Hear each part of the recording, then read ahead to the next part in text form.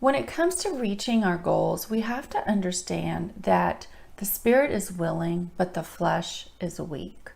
So, even though we have these good intentions to reach our goals, our human nature is very hard to discipline. Hi, friends. Happy New Year. I hope everyone had an awesome holiday season. Have you ever wondered why so many people fail at their New Year's resolution? It's something like 1 in 4 people quit within the first week, and most people have given up before the end of January. And of course, for me, I always like to make, goals, resolutions, whatever you call it. I'm not real strict on it, but I don't sit there and,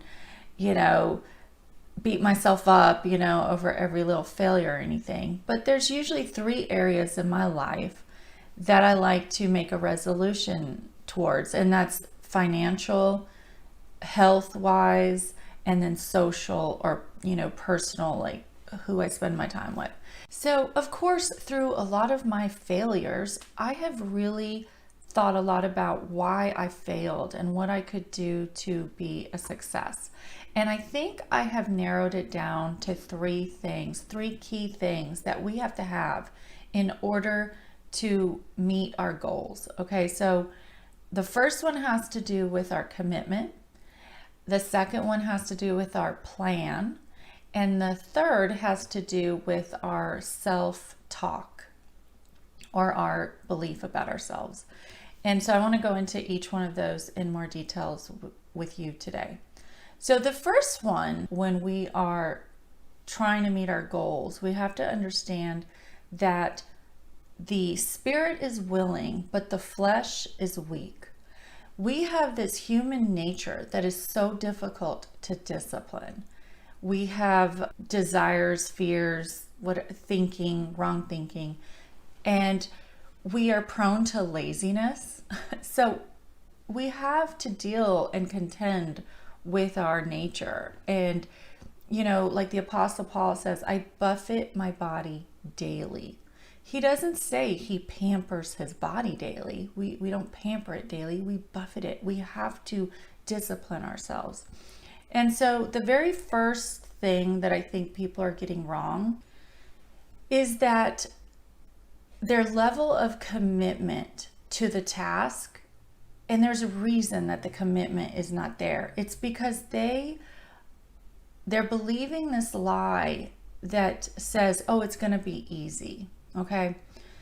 How many commercials do we have, like for weight loss, where people are telling us in the ads, it's so easy. You can eat all you want and lose weight. There's always like 3 easy steps for this or that or the other. And the thing is that when we go into it not realizing just how difficult it's going to be, we then are not prepared for it. We want to believe it's going to be easy, that we are not going to have to work hard, that we just have to do a couple little things and there we go, we're going to have it. And that is such a lie. And it really defeats us before we even start, because we're not looking at it realistically. And once we see the challenge realistically, we can then make our commitment to meet that challenge. Because if the challenge is up here and your commitment's down there, you're never going to meet it. But if you have a big challenge and you've got a big commitment, well, then you can meet it. And I guess that's why, it's like less than 10% of people actually carry out their New Year's resolution. Maybe it's because their commitment meets the actual challenge. And I saw that in myself. I feel like God showed me how my understanding of the challenge was just wrong. And I'm going to illustrate, like, for example, when you go to school, when you go to college, let's say, it's going to be hard. You're going to have to study. You're going to have to sacrifice, right? You're going to have to take hard tests. You're going to have to write papers. So you already are prepared for the difficult challenge. Yet, for some reason, we lie to ourselves about, losing weight. We want to lose 20 pounds and we want to tell ourselves, oh, it's going to be so easy. I just need to cut out, sugar or whatever. And so we're not prepared for just how difficult it really is going to be. And that really hurts us because we have to be realistic with ourselves. We have to tell ourselves the truth about that. It's going to be hard. It's going to require sacrifice. I'm going to feel some hunger pains, right? I'm going to have to go without. Anytime we deny ourselves something, it's difficult. Whether it's in the area of finances. The other day I was shopping with a friend and there was this purse and I just really wanted this purse, but I told myself, no, I'm not going to get this purse. And it was hard to walk away, So anything that we deny ourselves, it's not easy to say no to ourselves when we want things, when we want it now, we want the cookie now. So all I'm saying is if we have a realistic view of the challenge, we can then prepare ourselves. We can brace ourselves in our mind to rise up to that challenge, to meet that challenge, knowing this is going to take work on my part. This is going to be hard. So stop buying into, oh, it's so easy. You can eat everything you want and lose weight. Guys, it's hard. No pain, no gain, right? There's truth to that. That brings me to point number 2, and that is our plan, having the right plan. So, you've heard, he who fails to plan plans to fail. We have to have a plan in place. How are we going to get there? So we have this big challenge now, but how can we tackle it, so that it's manageable? This is another area where we go wrong because our plan is insufficient.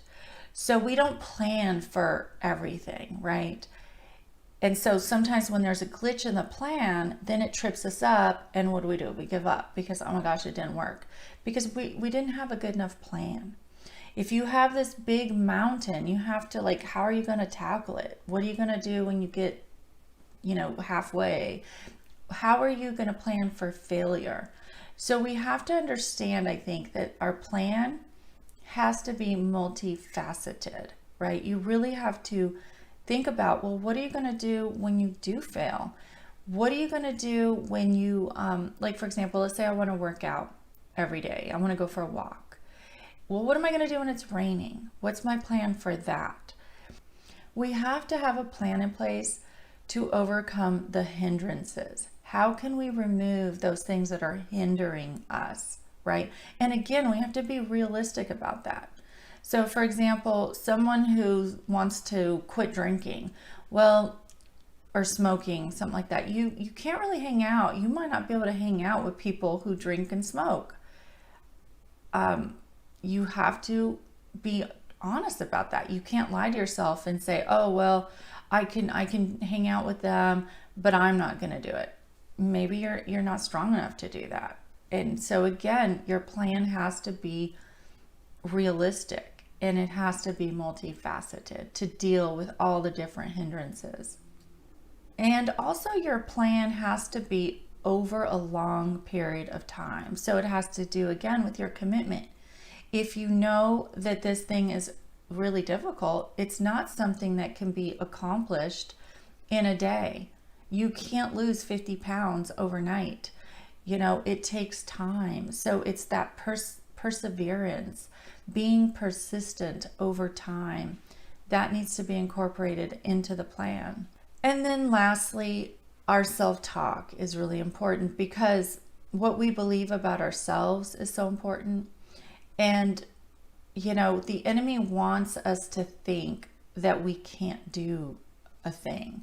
So that self-doubt, if we just automatically believe I can't do it, that's a lot of times that's the first belief you will have about yourself, is it'll be like, you can't do this. It's too hard.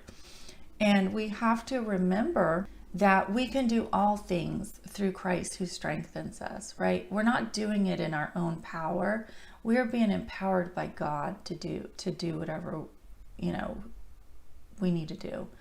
And we cannot believe that lie and give in to this self-doubt. If God wants us to do it, He will empower us to do it. He'll give us what we need to be able to accomplish it.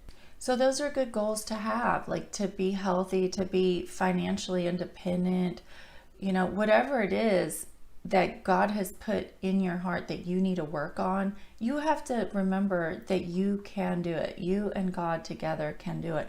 But you have to have a realistic view of it going into it and realizing that it's not going to be easy. It's going to take work. I have to have the right plan in place that's going to help me to be successful, and I have to believe in myself. So anyways, guys, that's what I have found to be key in my life in fulfilling my goals. So guys, I hope that that is helpful to you, because I do believe that we should be upgrading and bettering ourselves every day. And this time of year, it's a great time to reflect and to think about what we can do better in our lives. So if you have any advice, any comments that would help people to be a better version of themselves or reach their goals in this new year, please share and comment. Maybe I've missed something. Maybe there's something else, a word of wisdom that you can share that would help people. Thanks for watching. I really appreciate your support for the channel. I enjoy sharing these little bits of wisdom with you. I hope it's helped you as much as it's helped me. I hope you have a fantastic, blessed 2023.